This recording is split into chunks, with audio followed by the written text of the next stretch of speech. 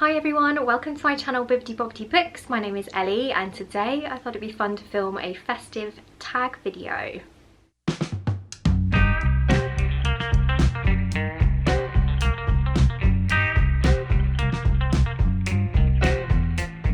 So this is going to be the Joy of Christmas book tag. I will link the original creator down below so you can head on over and check out their channel. I'll also of course have all the questions linked down below as well so that you can play along with me if you want and drop your answers in the comments because I'd love to hear your answers.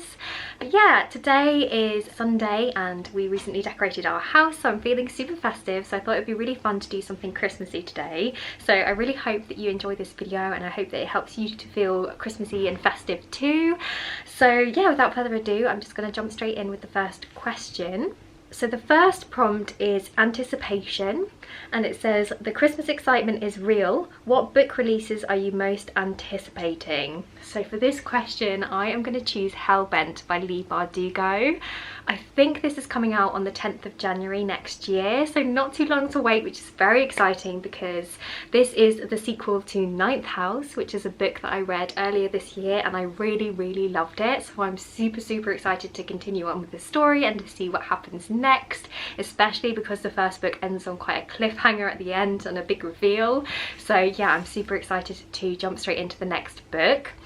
If you haven't heard of this series before, it's an adult fantasy dark academia series. It's very gritty, it's very dark, so I don't think it's going to be for everybody, but it's got a really interesting storyline. We basically follow our main character Alex, who made some really poor decisions growing up. She dropped out of school early, she ended up dating this drug dealer boyfriend, and she got into some really dangerous situations, and then one day she's approached by this mysterious benefactor and she's offered the opportunity to turn her life around.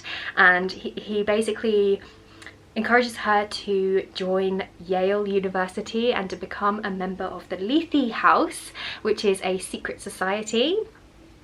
And Alex accepts this offer. She goes to Yale and she becomes a member of the House of fThe, and we find out that the role of this house is basically to keep check on all of the other secret societies at Yale, because there are 9 houses and they're all very interesting. So basically all of these secret societies use dark magic for political reasons or for economic reasons, and the magic that they use is very dangerous. So it's Alex's job as a member of the House of fThe to keep all of these other secret societies in check, and so we get lots of interesting magic in this book.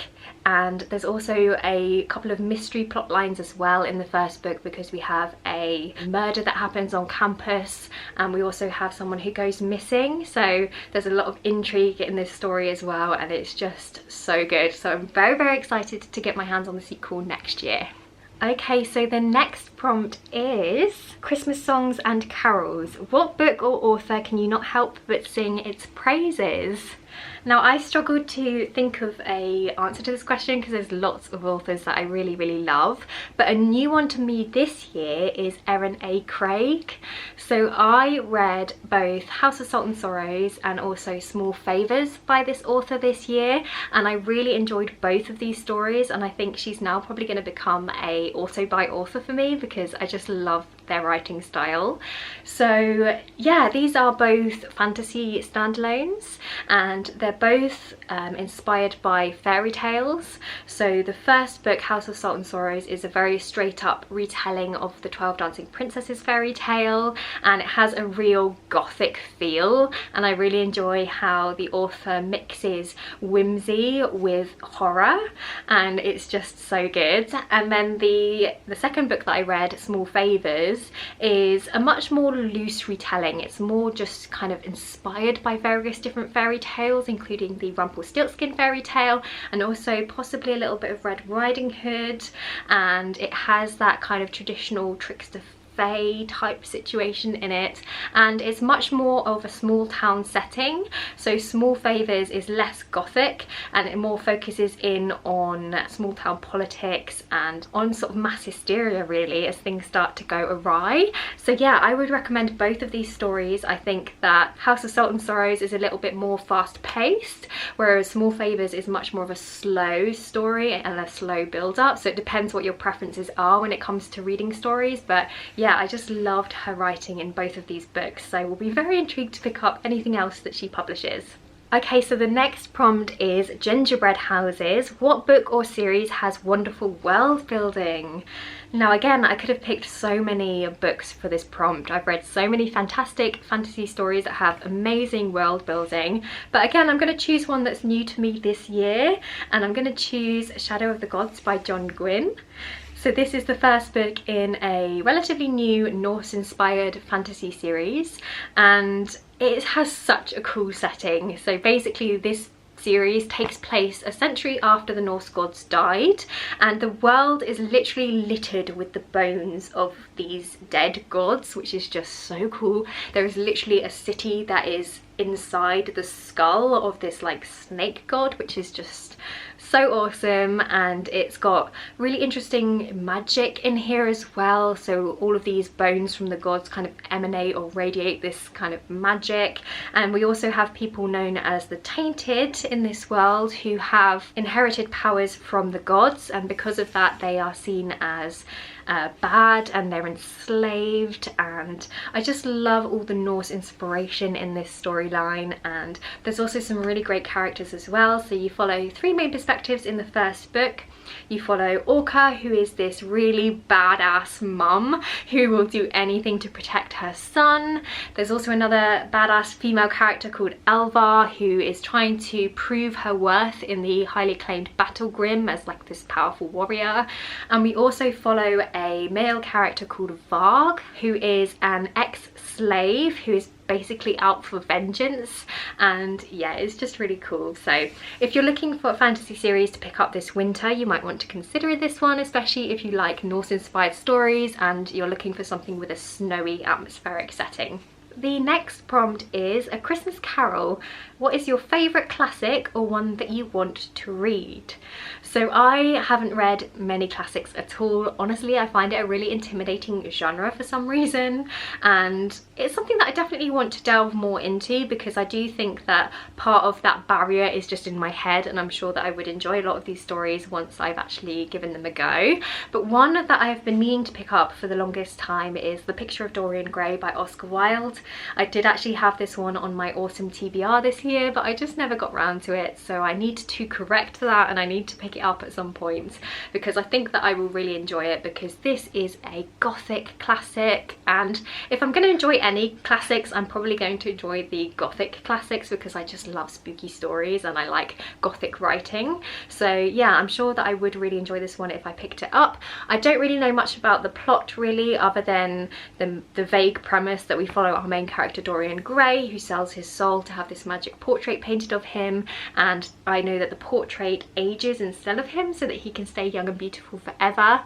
That's all I really know, but I'm very intrigued to give it a try and to see if I enjoy that style of writing. The next prompt is Christmas Sweets.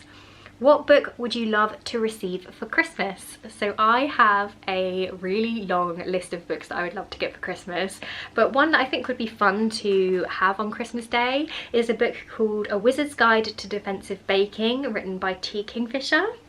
So T. Kingfisher is an author that I've been getting to know this year. I've read a couple of their books and have enjoyed them, and I want to carry on with my T. Kingfisher journey, and I just think this would make the perfect little gift for Christmas, because the cover is so Christmassy with the little gingerbread on there, and I think it sounds like such a fun premise. So I'm just going to read you a little bit of the synopsis. So it says, 14-year-old Mona isn't like the wizards charged with defending the city. She can't control lightning or speak to water. Her familiar is a sourdough starter, and her magic only works on bread. She has a comfortable life in her aunt's bakery making gingerbread men dance. But Mona's life is turned upside down when she finds a dead body on the bakery floor. An assassin is stalking the streets of Mona's city, preying on magic folk, and it appears that Mona is the next target. and in an embattled city, suddenly bereft of wizards, the assassin may be the least of Mona's worries. I don't know, I just think that sounds so fun. I like the idea of having a wizard who the only power they have is like to imbue bread with powers, and I don't know, I just think it's going to be really, really fun. So yeah, fingers crossed I get that under the tree for Christmas. The next prompt is candles in the window. What book gives you that warm, fuzzy feeling? Now I'm sure this is going to be a surprise to no one, but I had to pick Legends and Lattes by Travis Baldree for this prompt because it is just the epitome of a cozy book. Now I'm sure you've probably heard loads and loads of booktubers rambling on about this book because it has hit booktube by storm, and for good reason, because it's just the coziest, comfiest book. So this is a story, it's a fantasy book, and we follow our main character Viv, who is an orc barbarian, but she decides to pack up her sword and give up her warrior life in exchange for opening up a coffee shop.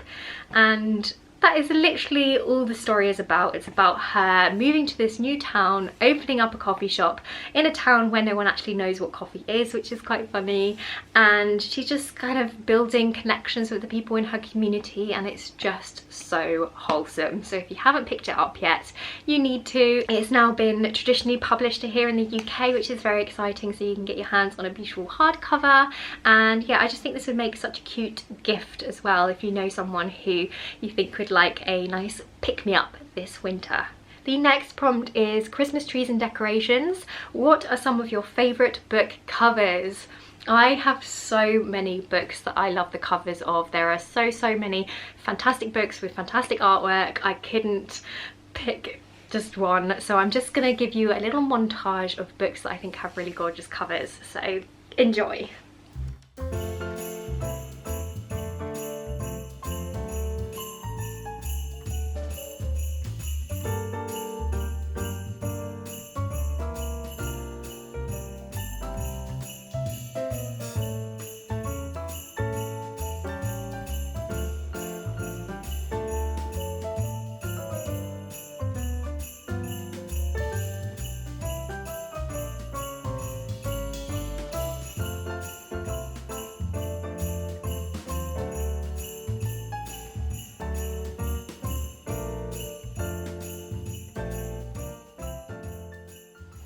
And then the final question is Christmas joy. What are some of your favourite things about Christmas, and or some of your favourite Christmas memories?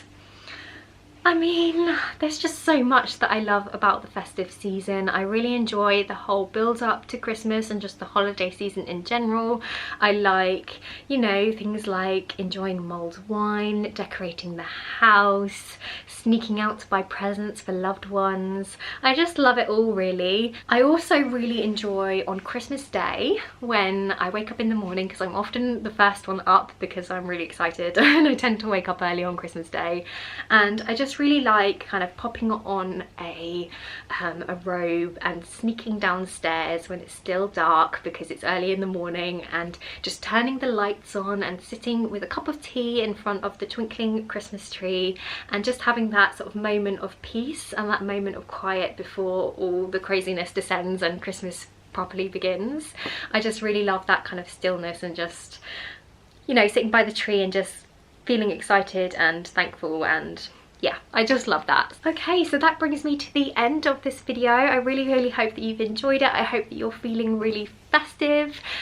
Please let me know if you've got any holiday plans or if you're doing anything fun this December. I'd love to hear from you in the comments. If you just want to let me know that you're here, you could always leave me a little emoji, maybe leave me a Christmas tree or something in the comments section down below so that I know you're there and I can say hi to you. Don't forget to like this video if you liked it, subscribe if you want to see more from me, and I guess I'll see you next time with another video. Bye!